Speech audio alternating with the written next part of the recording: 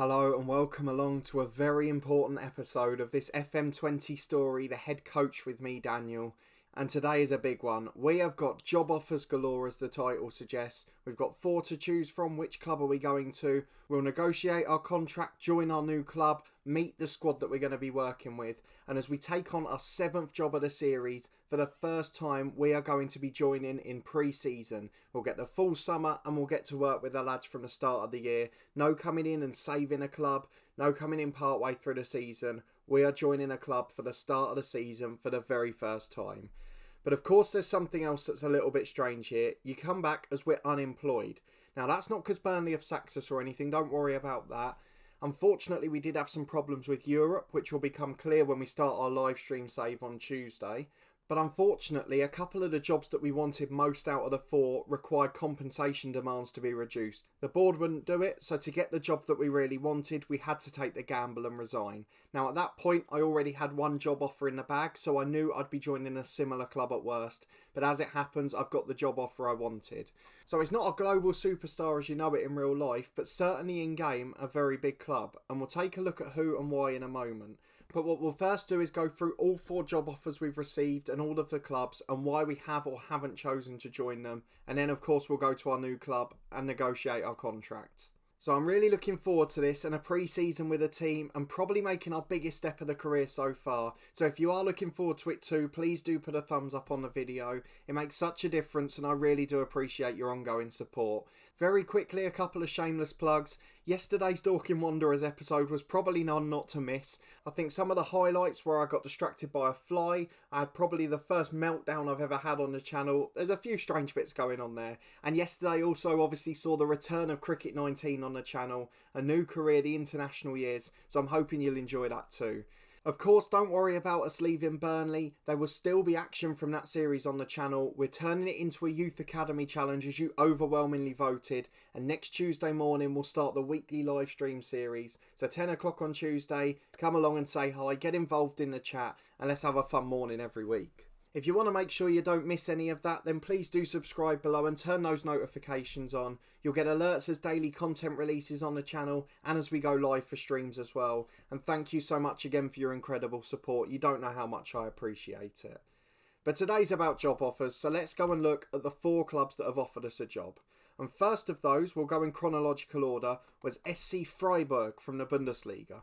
So a club who are sort of mid-table at that level. They've been floating around the middle for the last few years. They've got some decent players at the club, although their best one was on loan, which did put us off a bit. But if we look at a couple of the young players they've got, I always go to the squad and look at the under-25s. Of course, this is the head coach. We don't get any say in transfers or contracts, so we need to make sure there's good players already there.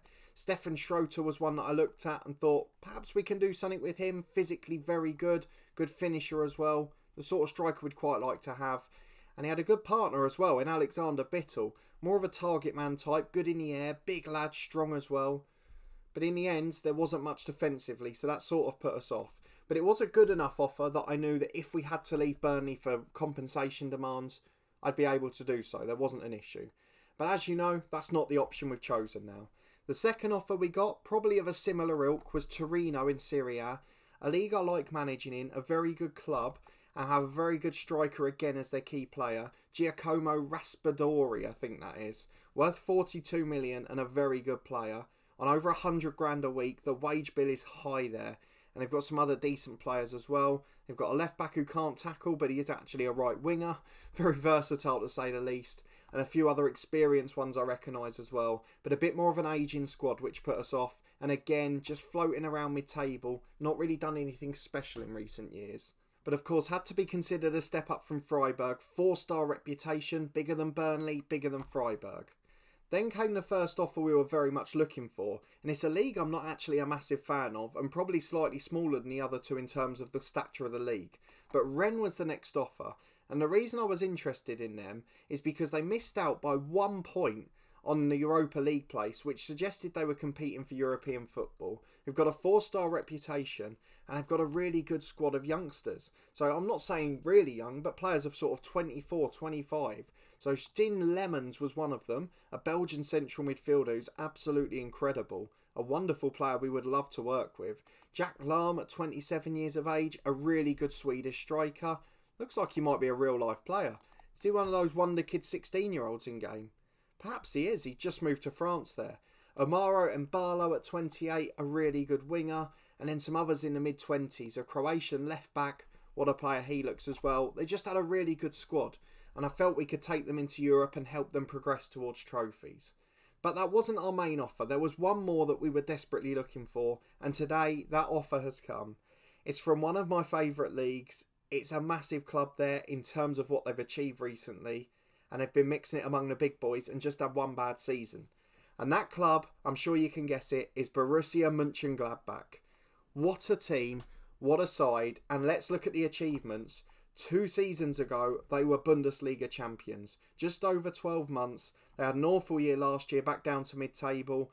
They've been a proper yo-yo club, but prior to that, were floating most years around the Europa League or Champions League places. So definitely a big, high-achieving side. And they've got one of the best youngsters in world football as well. So we're going to go and have a look at the squad in a moment, because that is the job offer we're going to accept. But it's a very good one, a massive club, and a huge step up from Burnley, despite there being no European football this year. But as it happened, that wouldn't have been the case at Burnley either, despite what we thought last episode. So there was no way I was going to reject this one. The wages are pretty similar. The expectation is to qualify for the Europa League. And we've got to develop players from the youth system and sign players from Germany. Obviously, we're not in charge of that, but they're the sort of things I like in a save. So to have these two here, I think is going to make a huge difference to me accepting it. The club culture's good, the transfer and wage budget's good, and the squad is good, which we'll meet in a moment. So let's go and start the negotiations. We're just going to see if we can creep up the wage bill. A 2-year contract, an opportunity for us to move on. But I don't know that we're going to have any success here. We're just trying to creep it up, and we do. 32,500, a slight drop from what we were on at Burnley, but a bigger club, a big reputation, and obviously champion to the Bundesliga just over a year ago. So we are going to finalise that deal, and we will be the new manager of Borussia Mönchengladbach. Let me know in the comments what you think, and we will be back in a moment to meet the squad and the key staff we'll be working with. Here we go then, Borussia Mönchengladbach hire me as manager. We've got loads of experience under our belts now, and that massive spell with Burnley has been a crucial one. Look, they're still talking about Kettering losing to Stourbridge in the FA Cup. We're not going to get worried about that, but we are really excited for this opportunity. So let's go through the history. Massive club history. Obviously, we mentioned winning the title a year or two ago. In 2022, they won the German Cup. They won the Europa League in the 70s. Champions League runners-up in the 70s too. They're a big side. I mean, it's a massive step up. They've got their stadium built in 2004, hosting 54,000 people. The media expect them to get into Europe. We've got an assistant manager, but no director of football yet. That's something our chairman's going to have to do. And the facilities at the club are fantastic. So I'm really hopeful we can take this club to the top, and it can be our first major success of the series. Of course, Burnley was to an extent, but we didn't get to that stage of winning trophies. Although, of course, we may do in an alternate universe. But this one is going to be so big, and I'm really looking forward to what we can do. Interestingly, the best 11 is centred around the formation we used at Burnley. Now, I don't know if that's a feature because we used it there, or if that's the way they prefer to play. Because if it is, that's a really good sign. They've got a lot of players on loan, so that's an issue because they'll all be going back soon. But we're not going to worry about that for now.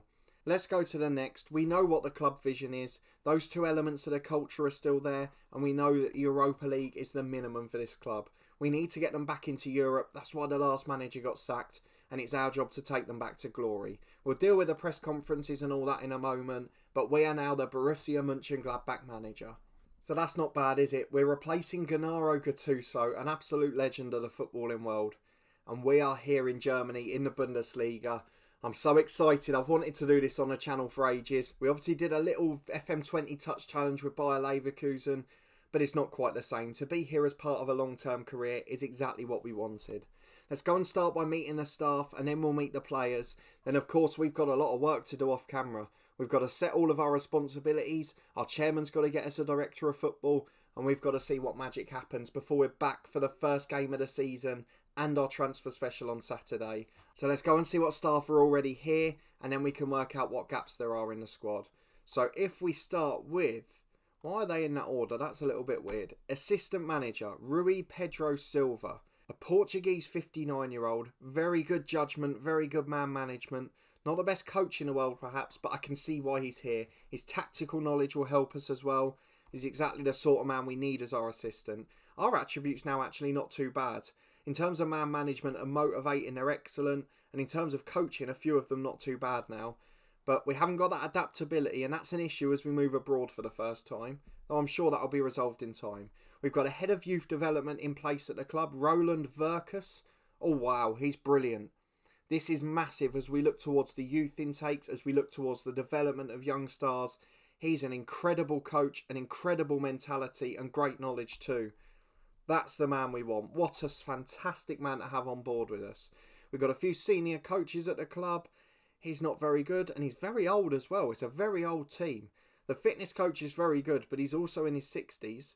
And a bit younger with the goalkeeping coach, who's also a decent one. Again, no disasters so far. Chief Scout, that's also an important one for us. Mario Vossen at 53 years of age.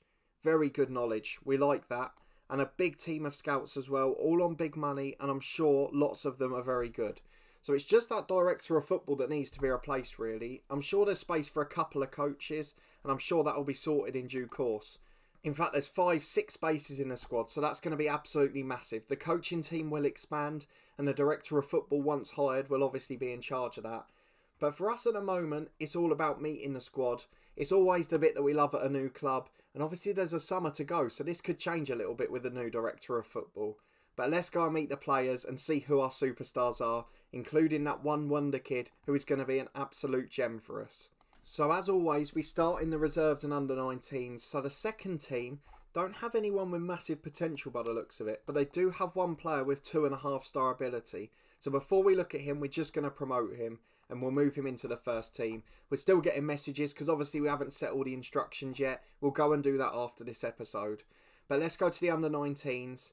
No massive ability for now, but there are some players with big potential. We're talking 4.5-star, 15, 16-year-olds. With a couple of years experience, they could develop into superstars.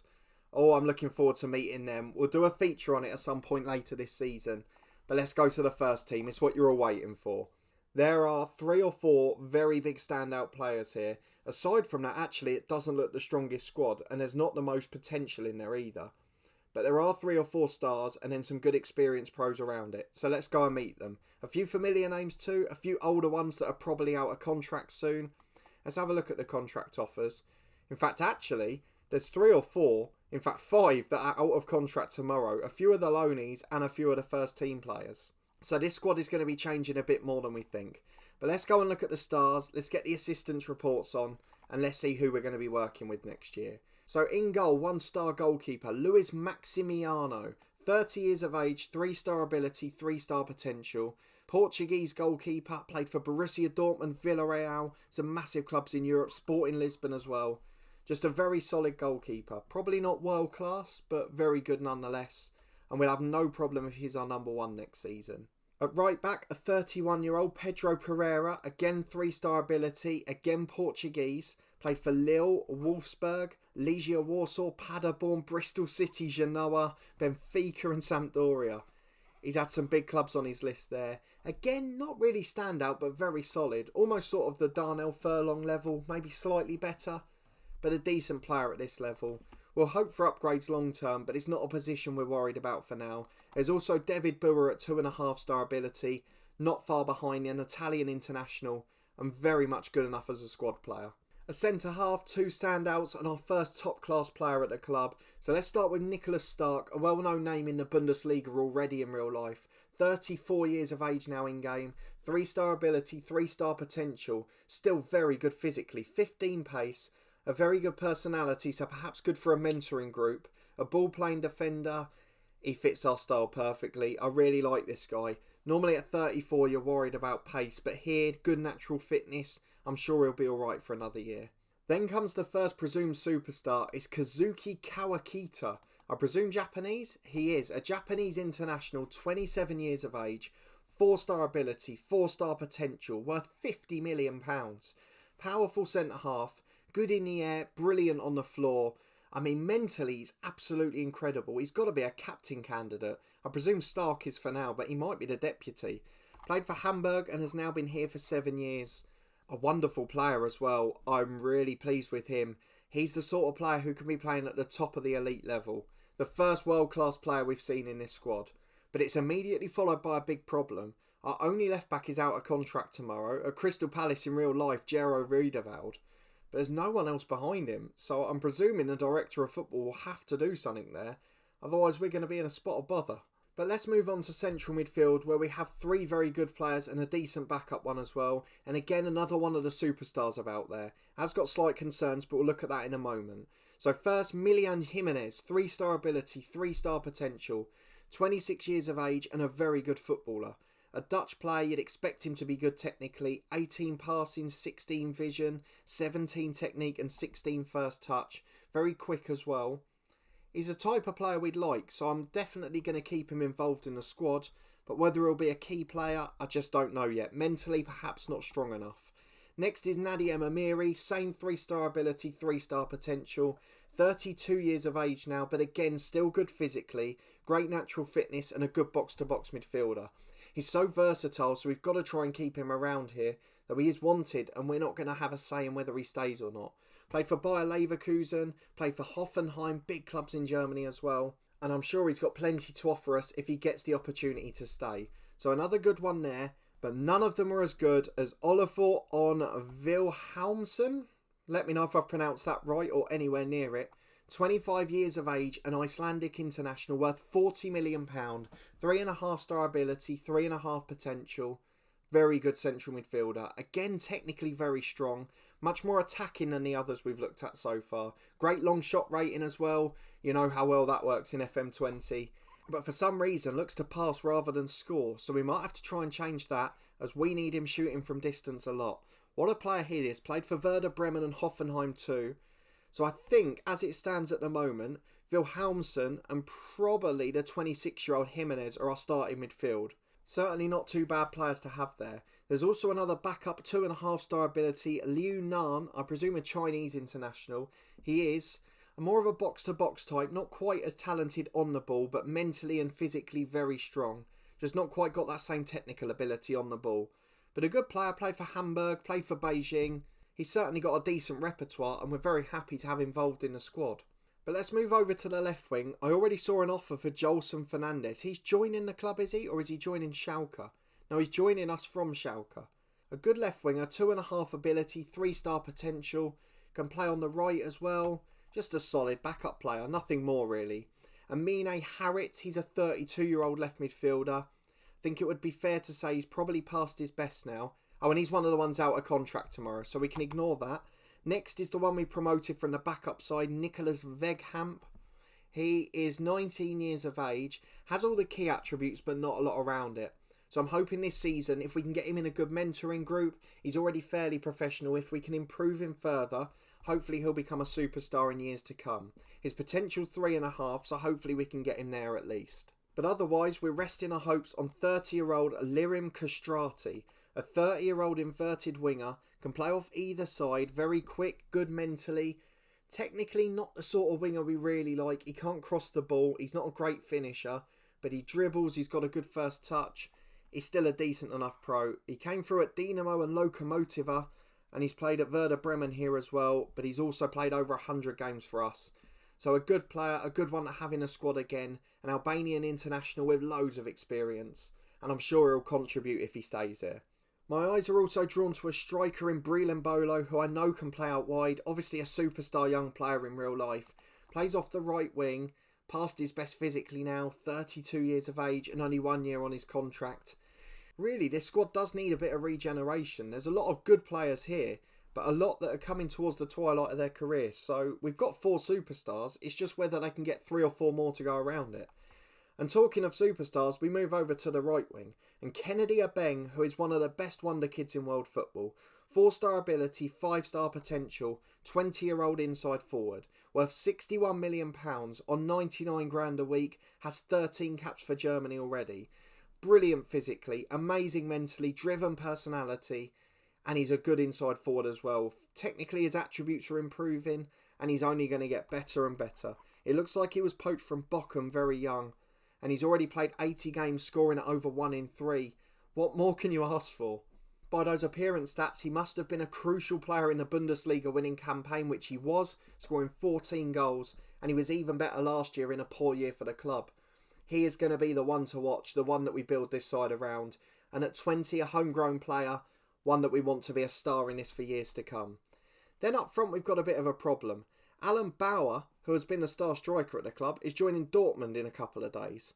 At the end of his loan spell, joins them from City. It's a shame because what a striker he is, but that's going to be a huge void to fill in the squad. And at the moment, there's only really one player capable potentially of doing that. That man is Marvin Aguilar, a 22-year-old forward. Also can play as a number 10. Oh, he's the type of striker I hate. He can't finish, he can't pass. Why is he rated so well? Even as a false 9, he can't play football, so that seems bizarre. Mentally, he's great. Physically, he's great. He's wanted by clubs and he's transfer listed. So he's probably going to be on his way because the director of football's not going to untransfer list him, I'd presume. But that's a real shame. I'm so disappointed by that. Striker is going to be a key area for improvement this summer, and without that, this squad, despite being good for the rest of it throughout, is going to be very much struggling. So left back striker, we're very short. In a few areas we could do with improvement, but in Abeng, Phil Mawson and in Khao Akita, and I'd argue Jimenez as well, we've got 4 very good players to build round. So hopefully the director of football can do that whenever the chairman brings him in. So that's the squad we're going to be working with. That is the Borussia Mönchengladbach welcome. Let me know what you think of the BMG squad and how we're going to get on here. Of course, a bit of regeneration required, and of course we've got absolutely no say in it. We've got a few weeks until the season starts. The first game we'll be back for is the cup game. We may just skip it and show Hanover, depending on how the window's going. But there's a lot of work to be done. The chairman needs to get a director of football. He needs to improve the team on the pitch, and he needs to rebolster the coaching side as well. So lots of work to do and a busy pre-season ahead at our new club. But let me know down in the comments what you think of the decision to join BMG, what you think of the squad here at Gladbach, and how you think we're going to get on in our first Bundesliga season. We'll be back in mid-August to meet our new director of football, go through all the transfers so far, and play our first game for the club, whether it be a competitive one in the cup or our first Bundesliga game against Hanover. If you did enjoy this episode and meeting the new team, please do put a thumbs up on the video. It does make such a difference and I really do appreciate it. Thank you for your continued support as we head into season 11. Let's hope the transfer window isn't a disappointment. Subscribe to the channel and turn the notifications on for daily alerts as FM20 content releases. We've had a very bizarre start to the Dorking Wanderer save, our other long-term story. You can check that out in the eye above. We also resumed our Cricket 19 career on the channel yesterday for the first time in around 9 or 10 months.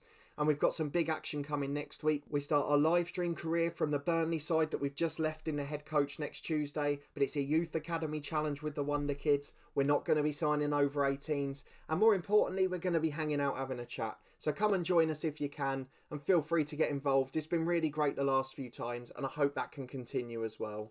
But thank you so much for your continued support of both the series and the channel in general as we move on to our 7th club of this campaign.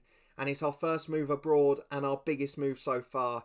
And I hope you'll join me on Saturday to find out how we get on in our first game. Will the transfer window disappoint us, or will we have another director of football just as good as Neil Dewsnip?